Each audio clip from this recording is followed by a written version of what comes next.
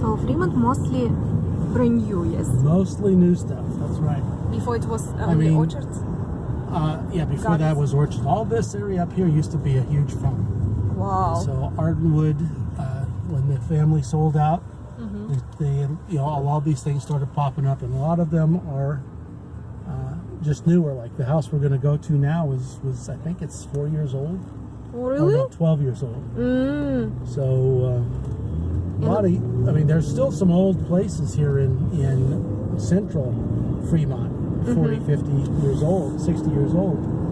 But most of the stuff, like the one I was telling you about near St. Elizabeth, or not St. Elizabeth, but near Elizabeth Park, that was that house I helped them buy was only 2 years old. So that was about a year ago now. So, but mostly new. All houses are new. Yeah, there's just a lot of newer stuff here because it's, I mean, the schools started out really good up here in North Fremont area, and then that only attracted more Indians in the area. Because of schools? Well, first it was the Chinese and the Indians that were brought up. They came in up here because of the new homes. And then the schools, because all those families tend to have good education. Well, they tend to push their kids through in school to get good educations, and so the schools started scoring real well. And now, all the high-tech people like these schools up here. So, in fact, the house I sold to another client that we're going to pass by their house, not going to go there, but we're just pass by. They decided to buy up here because they couldn't afford the Cambrian area of San Jose, but they could afford up here in Fremont. Because he's a little bit cheaper. It's a little bit cheaper, so I bought them a house. I think they paid $800 for it or something like that. Now it's worth about $1 million. That was 2 years ago, I think. But all these condominiums look like brand new. These are all new homes here. Townhomes, yes. Exactly. More new stuff right here. More new stuff over there on the left. So, I mean, and that's why people like it. Fremont, especially Indians. Fremont's just got a lot of brand new stuff, and a lot of Chinese and Indians like new versus old. Older. Who doesn't? Everybody likes new. Yeah. But not everybody can afford. Yeah, but my youngest brother, when he bought his first house, he was looking for new also. And so they bought a brand new house, and when they moved in, they actually had to have the builder come back 3 times because they had a peninsula on their kitchen and it was not level. Peninsula? That's a countertop that extends out into the room and is attached to a wall. Oh, okay. So that it's not an island; it's a peninsula. And so the one that was put in there by the builder was not level.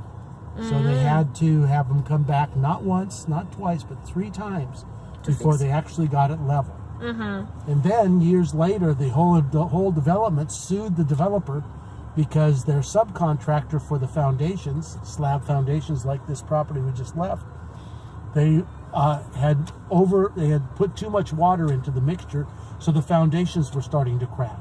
Wow. And so the developer ended up having to pay every house in that complex, and there was a couple of hundred of them, $40,000 as a settlement for the subcontractor who had mixed his cement incorrectly. So what my point is that, yeah, a lot of people want new houses, but that's because they look at something like a KB home. I don't know how much you know about building, but if you look at a KB home, Kaufman and Broad, KB, best thing about KB homes is that they do a great survey of public to know what people are looking for, and then they do that.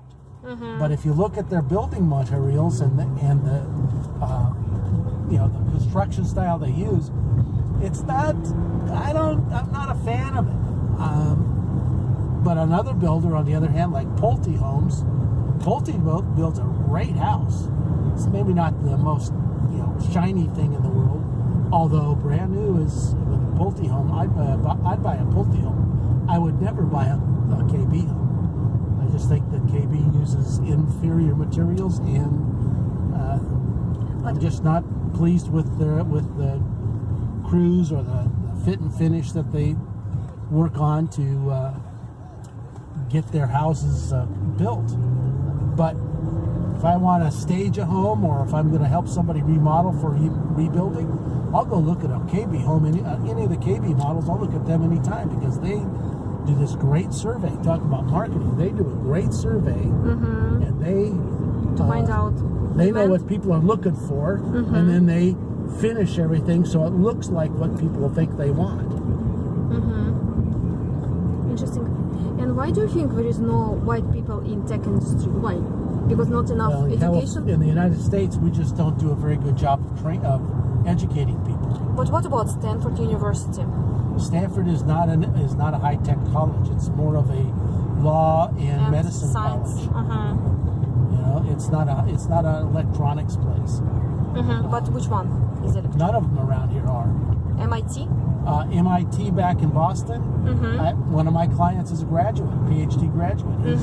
He's creating his own company right now. His wife went to Boston College. I helped them buy buy their first house over outside of Los Gatos. So MIT is a great college, but the problem we have in the United States isn't the colleges, it's the elementary education.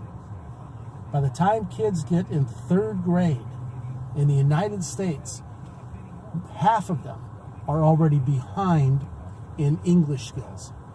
By the time they get into 11th grade, I think it is, 3/4 of them are behind in their math and science skills. And this is what keeps being found out year after year after year by a advocacy group, which is trying to keep our area, Santa Clara County, at the forefront of high tech. This is called the Silicon Valley Leadership Group. They do these surveys, and that's what they're finding, is that our education system fails our kids before they get out of grade school. And because of that failure at the early ages, they move off into these other, degrees, or they bomb out of college. We have a high failure rate for people who actually get to college, and we still have a high failure rate of people who actually, I'm going to turn left here. So we have a high failure rate of people who actually make it to college or out of high school. But we just have we do a horrendous job of training people, or we do a horrendous job of educating people, because one of the things that we do is we educate the workforce. We have a highly educated workforce, they call it. What that means is we teach a lot of people how to punch buttons so that they can operate a machine. That's, to me, is not an education. Of course. But that, because anybody can punch a machine. I mean, you can get a monkey to do that. Yes. So if that's all we're teaching, that's what we're calling education in the United States. And it's failing our kids. And that's why you see these other areas like India, they've got their own Silicon Valley, because they do a better job of educating their people. The problem they have is that they focus it on passing the tests and stuff like that. They don't really teach them how to be prosperous. I mean, some of them get out of that, though. Like, look at the people who started Google, speaking about them, because Google, they're the owners of Google. Sergey Brin and Larry Page, I know. Exactly. So these guys are, their education comes from someplace else, not ours. Why? No, they're American. Sergey Brin was moved from Moscow at age of 6, but he got education here, and his father is mathematician. Well, that's very interesting. I didn't know that. You didn't know? No. I always thought that there's a Google guy that's an Indian. So he's not an owner. He's just as CEO. Okay. Yes, but the owner from here, from America. They drop off. Oh, good. I learned something. College, Stanford, university. Well, see, Stanford's also a good business college. Let's see, and so is so is Santa Clara University. Santa Clara University is also a good law school. But we put, anyway, I just just know that what we have done with our children is where we lose a lot of people who might want to get into the sciences, who might want to get into the high-tech stuff. Yes, I know. And so as a result, we end up with... Russia has good school of programmers, software engineers, but not so many Russian-speaking people working here as Indian, you know? Like Fremont, all of them on the street, take a look, only Indians. That's why it means we have good education and IT technologies if they can work in this field, yes? So what to do? We have to improve school education. Agreed. That is the solution, and that's what the Silicon Valley Leadership Group was trying to propose as well. But they're also trying to make sure that we keep the H-1B program going as well. So what happened? It could be the administration is trying to cut back on immigration, including those things. And Trump said, yes. Yeah, it's the one area I disagree with the administration, because we need high-skilled people in our country. We need to be.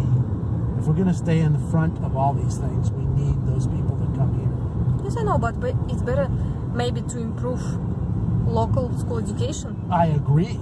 I think we should be doing both. Yes, for example, I know when I was in Russia, I went to school, I had a lot of classes, 6:30 till 4, and a lot of homework. But here, they just jump, they don't do anything, watch cartoons. Well, that's part of the problem here. Don't read books. They go to school at 8:30. They get out at 3:30. They get 3 months out of the year off. I mean, I understand why back in the day when everybody had to be go out to harvest the fruit and stuff like that in the summertime. I understand taking the summer off from school, but we don't do that anymore. Yes, I know. It's not about vacation. Vacation is fine. I mean, summer holidays. But you don't need no 3 homework. months. No homework for school child, for children, for students. Why we don't do homework? I did homework non-stop. I have additional classes. For example, I took math additionally, mathematical analysis. It wasn't on my schedule, but I took additional classes. But here, to take additional classes, we have to go for some extra school. There is nothing in the current school. And I took just regular public school. And we have a lot of different classes. The advantage that I think that you may have had is that when you were younger, you were encouraged to think along the lines that encouraged you to continue with taking on those special math classes and stuff like that. No, nobody forced. It was my will. It was your choice. That's what I'm getting at. Because I like math. Exactly. Here, when people don't like something here, they're not encouraged. I mean, they stop doing. I mean, there's nothing that says a girl can't study math. But in the United States, we have a lot of girls that fall out of the math programs because they're not taught well. And so, it's not because they're stupid or anything. It's just because we've done a poor job of teaching them. And that I think works against us. And that's why people like you were encouraged and taught well enough in early school so that you got an opportunity to choose to go ahead and do these additional math classes, which have benefited you. For me, I like fundamental classes like math, languages, and physics. For example, chemistry. Not chemistry, but some classes are so important, especially math, yes? Because you use math in all classes later, yes? Math, physics, programming, we have programming. And I learned all old languages, programming, QBasic and Pascal at school even. It's old, but at least I have, understanding how this system